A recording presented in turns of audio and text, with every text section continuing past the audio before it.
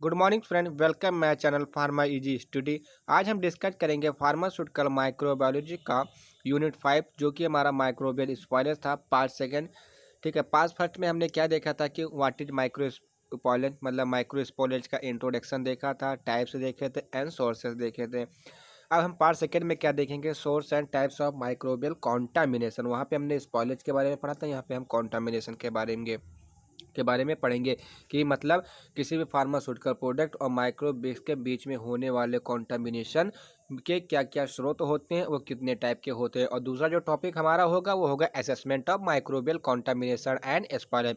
Assessment का मतलब होता है क्या है, इवैल्यूएशन करना। इवैल्यूएशन का मतलब क्या होता है, मूल्यांकन करना कि हमारा जो माइक्रोबियल माइक्रोब्स हैं और जो हमारा फार्मास्यूटिकल प्रोडक्ट है उन दोनों के बीच में कितना परसेंट या कितना कॉन्टामिनेशन हो चुका है और कितना स्पॉइल हो चुका है। तो आइए हम स्टार्ट करते हैं। Source and types of microbial spoilage और कंटामिनेशन। द माइक्रोबियल या microbiological contamination of pharmaceutical product is influenced में क्या होता है, प्रभावित by the environment in which they are manufactured.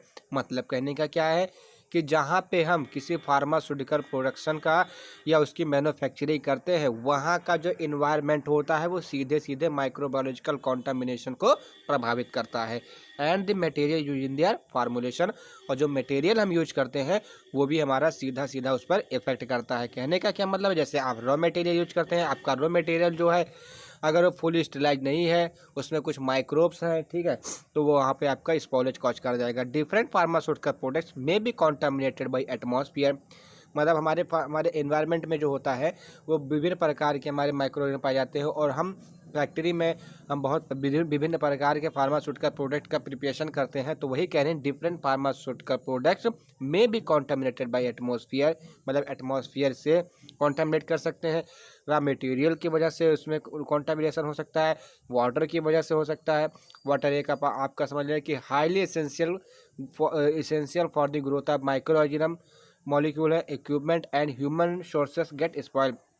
अब यहाँ पर बात आती है कि इक्विपमेंट का तो समझ में आया कि आपने उसको स्टेरलाइज नहीं किया। अब ह्यूमन सोर्सेस कौन कैसा है, आप सोचते होंगे कि ह्यूमन सोर्स कैसे हो जाएगा, जबकि वहाँ पे जो आदमी जाता है वो वेल ट्रेंड होता है। तो ह्यूमन सोर्सेस को से अब ह्यूमन सोर्सेस आप यहाँ पे ऐसे पता लगा सकते हैं कि अगर आपको कोई पार्टिकुलर डिजीज है या कोई फंगल इन्फेक्शन है या फंगस इन्फेक्शन है, तो वो जो माइक्रो ऑर्गेनिज्म है वो माइक्रो ऑर्गेनिज्म जाकर भी फार्मास्यूटिकल प्रोडक्ट से कॉन्टामिनेट करके वो आपके प्रोडक्ट को स्पॉइल कर सकता है। देन इसमें हमारा पहला सोर्स क्या है, एटमॉस्फेयर। आपका एटमॉस्फेयर डायरेक्टली अफेक्ट करता है for the contamination between the microbes and pharmaceutical product. तो कैसे करता है ये देखते हैं। The number of micro organism growth with in the atmosphere. मतलब जो हमारा माइक्रो ऑर्गेनिज्म बहुत बहुत विभिन्न विभिन्न प्रकार के या बहुत सारे माइक्रो ऑर्गेनिज्म ऐसे हैं जो हमारे एनवायरनमेंट में ग्रोथ कर जाते हैं, एटमॉस्फेयर में ग्रोथ कर जाते हैं। Depend on the activity of environment. Environment की एक्टिविटी पर निर्भर करता है कि जो आपका माइक्रोब्स है वो कितनी तेज़ी से कितनी रफ्तार से अपना डेवलपमेंट या कहते हैं कि विकास और वृद्धि करता है। And it also responsible for the multiplication of micro organism. अब मल्टीप्लिकेशन का कैसे होगा, मतलब अपनी नंबर में वो वृद्धि करते जाते हैं, मतलब रिप्रोडक्शन करते जाते हैं या रेप्लिकेशन करते जाते हैं। Because it contain moisture and nutrients which are required for the growth of microbial. क्योंकि ये जो होते हैं वो मॉइस्चर कंटेंट के होते हैं, मतलब जो हमारा एटमॉस्फेयर है, ठीक है, वो मॉइस्चर कंटेंट क्या होता है और कुछ न्यूट्रिटिव पदार्थ प्रदान के मतलब कहते हैं कि अपने आप में एब्जॉर्ब किए होते हैं। Which are required for the growth of microbial cell, जो कि माइक्रोबियल सेल की ग्रोथ के लिए रिक्वायरमेंट होते हैं। The microbial content of the air may be increased during the handling of contaminated material during dispensing, blending and formulation. Then उसके बाद जो हमारा सेकेंड आता है that is water. Water is one of the main constituent of many products and also use for the washing and cooling process. आप कोई भी formulation बनाते हैं, ठीक है, चाहे वो आप सस्पेंशन एलेक्जर सिरप या टैबलेट या आप किसी प्रकार का ऑइंटमेंट बनाते हैं, तो उसमें आपका एक वाटर जो होता है वो एक मेन कंस्टिट्यूएंट होता है विभिन्न, ठीक है, जैसे डिस्टिल वाटर होता है, आप बहुत सारे टाइट्रेशन में यूज करते हैं, बहुत सारे स्टेरिलिटी टेस्टिंग में यूज करते हैं, बहुत सारे मैन्युफैक्चरिंग में यूज करते हैं। तो ये आपका एक मेन कंस्टिट्यूएंट है।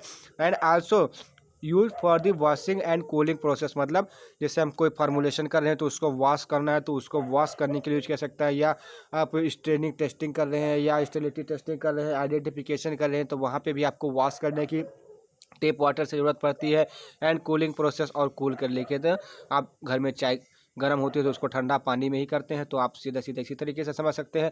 Different type of micro organism are present in fresh water, मतलब बहुत प्रकार के डिफरेंट टाइप के माइक्रो ऑर्गेनिज्म जो है फ्रेश वाटर में प्रेजेंट होते हैं, सच है Pseudomonas species, Proteus species, Escherichia coli, Streptococcus faecalis and Clostridium species etc। Then third हमारा क्या है, raw material is the initial source of contamination, मतलब जो हमारा रॉ मटेरियल, मैं आपको बता चुका हूँ पहले कि जो रॉ मटेरियल होता है वो आपका सबसे प्रारंभिक सोर्स होता है कॉन्टामिनेशन के लिए between the microbes and pharmaceutical product from animal source. अगर आप कोई प्रोडक्ट यूज कर रहे हैं जो कि एनिमल सोर्स से निकाला गया, जैसे जानवरों की चर्बी से या जानवरों के ब्लड से या जानवरों के किसी भी पार्ट से या हड्डियों से निकाला जाता है, तो ऐसे सोर्सेस हैं वो क्या करते हैं, सच एज जिलेटिन, मतलब जैसे जिलेटिन होता है जो एनिमल के फैट से निकाला जाता है, चर्बी से निकाला जाता है, डिसिसेटेड थायराइड, कॉन्कियल etc contaminated with different pathogens. ये सब पैथोजेंस क्या है, पैथोजेंस हमारे ऐसे माइक्रो ऑर्गेनिज्म जो हमको डिजीज कॉज करते हैं, तो वो उससे वहाँ पे जाके कॉन्टेमिनेट कर सकता है।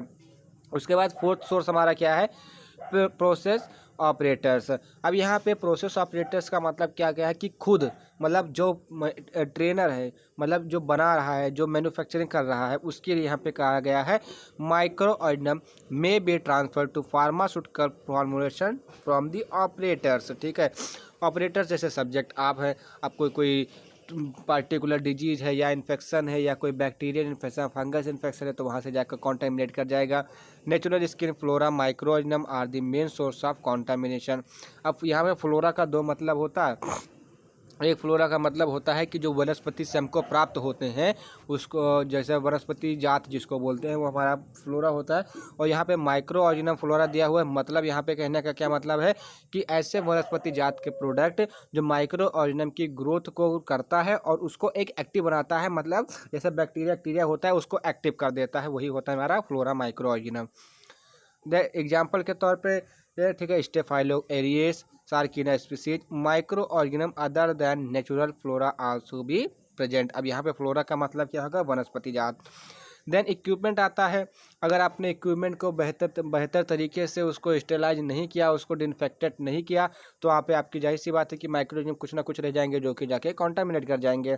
ठीक है, अब इसको कहेंगे क्या, the equipment use in the laboratory simple to simplest equipment with minimum of junction, मतलब साधारण से साधारण जो इक्विपमेंट आप यूज करते हैं, ठीक है, जैसे कि जैक्सन हो गया, वाल्व हो गया, पंप हो गया, to allow cleaning in the place by circulation of detergent and other chemical anti microbial agent. इन सभी चीज़ों को हम डिटर्जेंट की सहायता से या अदर एंटी माइक्रोबियल एजेंट जैसे डिसइंफेक्टेंट होते हैं, ठीक है, उनकी सहायता से हम इनको क्लीन करते हैं। देन आता है हमारा पैकेजिंग। अब पैकेजिंग है, इसमें क्या रोल होता है, the microbial flora packaging material is dependent upon its composition and storage condition. कहने का क्या मतलब है कि जैसे आप जो फार्मूलेशन पैक करते हैं, किसी एक सीसी में करते हैं, टैबलेट फॉर्म करते हैं, ठीक है, आप पत्ते में टैबलेट को देखते होंगे वहाँ पे करते हैं, तो अगर जो हमारा जिसमें हमने उस फार्मूलेशन को रखा, जिसमें हमको मार्केट में बेचना है, उस चीज़ के लिए हमको तैयार किया, तो अगर उसी बॉटल में कहीं माइक्रो ऑर्गेनिज्म हो, आपने उसको स्टेरलाइज नहीं किया, तो वहाँ पर भी माइक्रोबियल कॉन्टामिनेशन हो सकता है। तो वही बता रहा है पैकेजिंग के ड्यूरिंग में, लाइक है glass container, cardboard box and closure linear carry different type of microorganism if not treated by। अगर जैसे ग्लासेस कंटेनर होते हैं, कार्डबोर्ड बॉक्सेस होते हैं, क्लाउजर होते हैं, विभिन्न प्रकार के माइक्रो ऑर्गेनिज्म को कैरी आउट करते हैं, ठीक है, अगर हम इसको ट्रीट नहीं करते हैं तो हमारा माइक्रोबियल स्पॉयलेज का एक कारण बन जाता है या कॉन्टामिनेशन का एक कारण बन जाता है। ठीक है, any method the micro organism, जैसे इसमें कौन कौन से माइक्रो ऑर्गेनिज्म हो सकते हैं, पेंसिलियम स्पीसीज के हो सकते हैं, एस्परजिलस स्पीसीज के होते हैं, ठीक है, contaminated so it control by dry heat sterilisation at 170 degree centigrade. तो इसके लिए हम ड्राई हीट स्टेलाइजेशन का यूज करते हैं, जो कि हमने सेकंड यूनिट में बहुत अच्छे तरीके से पढ़ा था। अगर आपको ध्यान में नहीं है तो जाके आप सेकंड यूनिट की वीडियो देखिए। देन आता है बिल्डिंग्स। अब बिल्डिंग्स का यहाँ पे क्या मतलब है, आपने एसेप्टिक एरिया के बारे में पढ़ा होगा, आप हमारा जाके 4th यूनिट का लेक्चर देखिए, फर्स्ट लेक्चर, वहाँ पे आपका बिल्डिंग्स के बारे में पता चल जाएगा। डिफरेंट मोल्ड्स, मोल्ड्स क्या है, एक प्रकार का हमारा फंगस है, ठीक है। And few bacteria species are the most common flora of wall ceiling roof. मतलब कहने का क्या मतलब है कि जिसमें आप लेबोरेटरी में काम करते हैं वहाँ के फ्लोर में, सीलिंग में, वॉल में एक प्रकार का जो मोल्ड होता है और कुछ बैक्टीरिया होते हैं वो स्पेशली रूप से या मतलब कॉमन रूप से वहाँ पे प्रेजेंट होते हैं, जैसे कि एस्परजिलस फेलुएस, क्लोस्पाइडम species, Penicillium species, they are mainly found in the poorly ventilated building. Ventilated का मतलब क्या होता है, हवादार, मतलब जिसमें ज़्यादा खिड़कियाँ होती हैं, जहाँ पे ज़्यादा खिड़कियाँ होंगी वहाँ पे इन सब बैक्टीरिया की अधिकता होगी। देन आता है टाइप्स ऑफ माइक्रोबियल कॉन्टामिनेशन। मतलब माइक्रोबियल कॉन्टामिनेशन कितने टाइप के होते हैं, 2 टाइप के होते हैं। Microbial contamination is broadly classified in the direct contamination and cross contamination. मतलब इनको 2 भागों में बांटा जाता है, एक direct contamination and cross.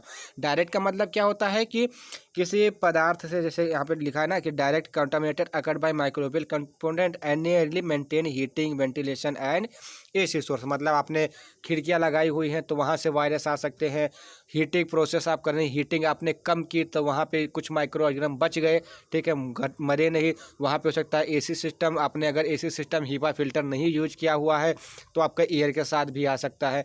And cross contamination क्या होता है, मतलब 1 to another, मतलब जैसे कोरोना वायरस इस समय फैला हुआ है ना कि एक को कोरोना हुआ, अगर दूसरा उसका सामने गया तो उसको भी कोरोना हो जाता है, उस तरह मतलब क्रॉस बिटवीन होता है।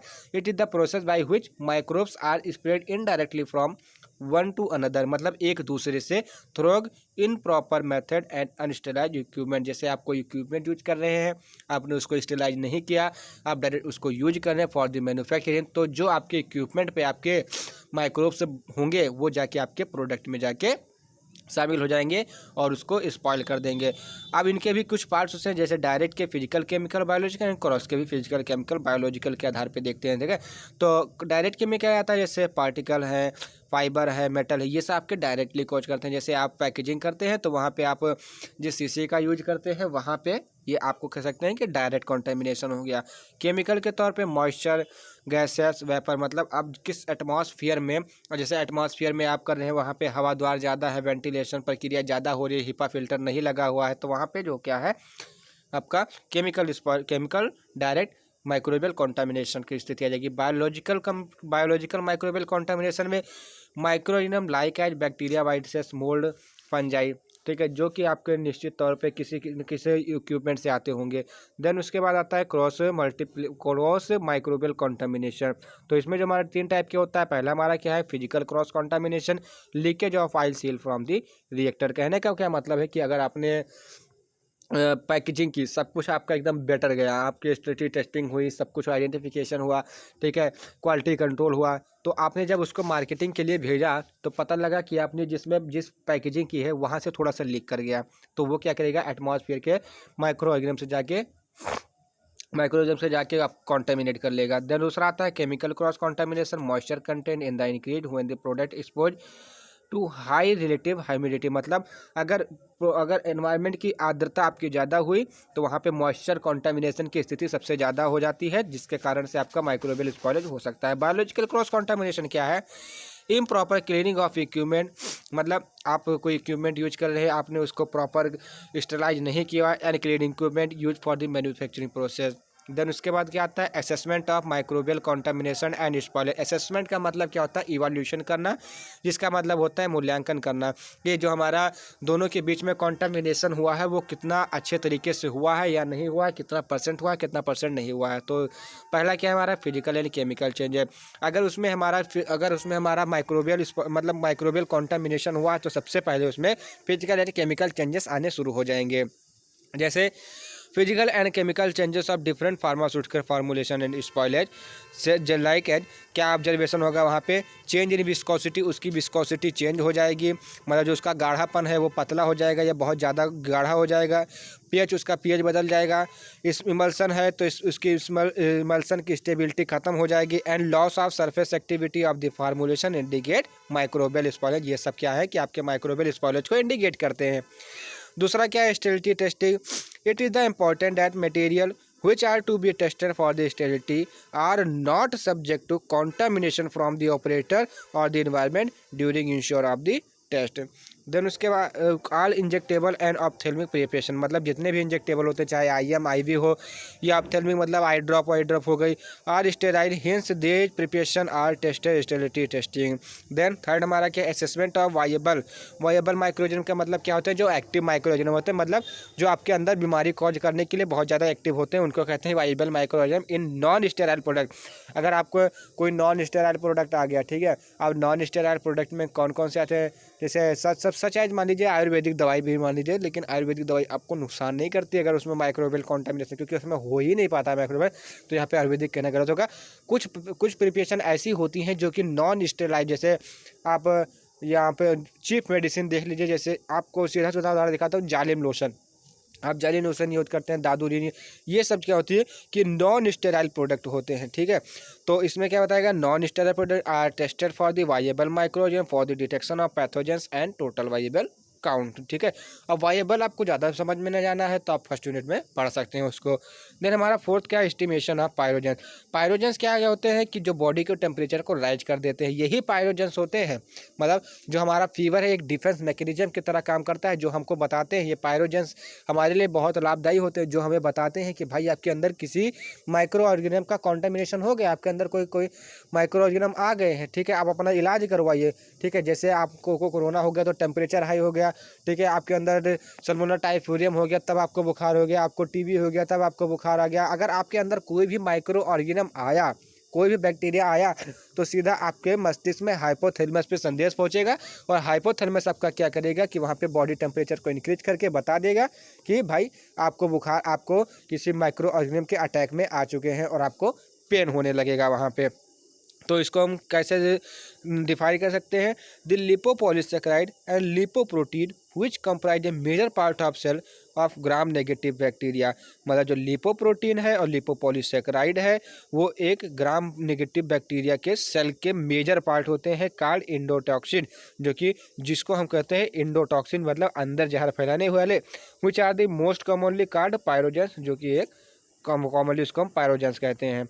Then some medical devices like needle, syringe, hand gloves and some OTC medicine such as paracetamol, aspirin are considered as pharmaceutical product। उसके बाद आइडियल कैरेक्टर क्या होते हैं इसके, ठीक है, फ्री फ्रॉम टॉक्सिक और इरिटेंट इफेक्टिव, मतलब जो आपका प्रोडक्ट होता है, अगर मतलब आप यहाँ पे आइडियल कैरेक्टर का कहने का मतलब क्या है कि ऐसे पदार्थ या ऐसे फार्मूलेशन जो माइक्रोबियल स्पॉयलेज के कंटामिनेशन में नहीं आए, मतलब वो प्योर है, उनके आइडियल कैरेक्टर क्या क्या हो सकते हैं। पहला क्या है, फ्री फ्रॉम टॉक्सिक, उसमें टॉक्सिसेशन मतलब जहर नहीं होगा, और इरिटेंट इफेक्टिव, ठीक है, मतलब उसमें इरिटेशन नहीं होगा। Should be effective in preserving of growth of micro organism. Then should be soluble in water, मतलब वो सोल्यूबल होना चाहिए वाटर में। Should be heat stable and prolonged storage capacity, ठीक है। तो ये सब उसमें आइडियल कैरेक्टर होना चाहिए, तो आपको पता लग सकता है कि उसमें माइक्रोबियल कंटामिनेशन नहीं है। तो ये वीडियो यहाँ पे समाप्त होती है। अगर आपको वीडियो समझ में आया हो तो लाइक कीजिए, सब्सक्राइब कीजिए चैनल को, एंड कमेंट करके बताइए कि आपको ये डिस्कशन कैसा लगा, और आगे की वीडियो हम नेक्स्ट डे में अपलोड करेंगे। उसके बाद आप हमारा 5th यूनिट माइक्रोबायोलॉजी का ख़त्म होने के बाद हम आएंगे फार्मास्यूटिकल इंजीनियरिंग के 4th यूनिट पे। देन हमारा बीच बीच में आता रहेगा क्या, फिजिकल फार्मास्यूटिक्स। देन आपका दिसंबर लास्ट में एग्जाम हो सकता है, तो आप अपनी प्रिपरेशन अच्छी रखिए, हम आपका 5 यूनिट ख़त्म कर देंगे। Thank you for watching the video.